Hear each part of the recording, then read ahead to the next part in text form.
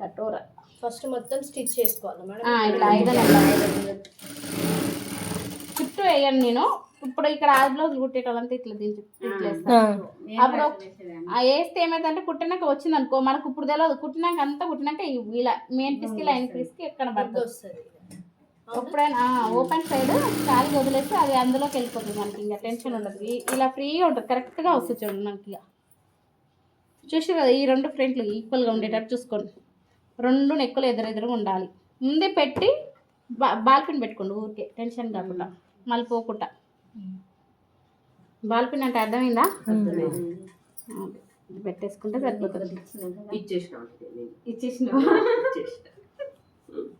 పెట్టినాక పెట్టుకోవాలి. అన్నిటికీ దానిలో పెట్టిన అన్నిటికీ అట్లా అది 1.5 లోపలికి రాసినప్పుడు అట్లా పెట్టుకోవాలి. ఫేస్ పడుతున్నట్టు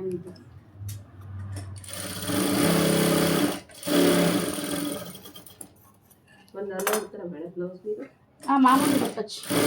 ఇంకా పైపింగ్లు, డిజైన్లు, ఆతుకులు ఇవన్నీ ఉంటాయి. 2 hours కాదు, ఆతుకులు ఇలాంటి కాదు, మంచి స్టిఫ్గా పట్టు బ్లౌజ్ ఉన్నాయి. పట్టు సారీస్ ఈజీ కుట్టచ్చు. పట్టు అంటారు కానీ పట్టే ఈజీ, జారదు అసలు. ఇలా జార్జెట్, సిఫాను అలాంటివి అయితే కష్టమవుతుంది.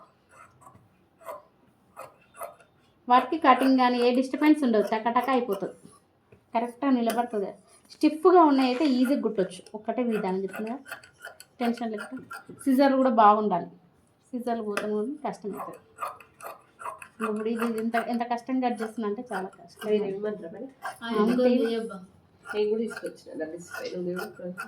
సిజర్ తెప్పియాలి, ఎప్పుడు తెస్తుంది